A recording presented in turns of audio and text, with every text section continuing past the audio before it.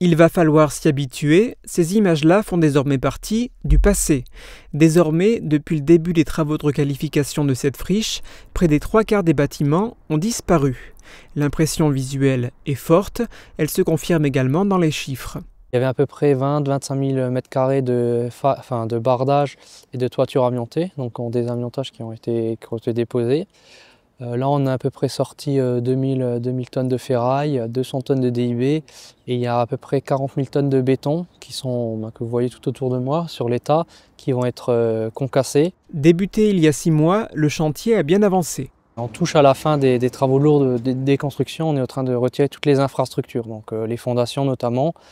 Et on commence la réfection de certaines toitures des bâtiments qui sont conservés. Concernant l'aménagement futur du site, ce qui semble évident aujourd'hui, c'est l'installation d'un musée dans 2 bâtiments qui correspondaient autrefois à la maison de la direction et au magasin laboratoire. La halle de 1923 devrait elle aussi rester sur place. La cheminée sera conservée, mais déplacée, et 2 autres bâtiments resteront également debout, celui des moules et un autre bâtiment qui présente un état de santé satisfaisant. La forêt de 7 hectares sera aussi préservée.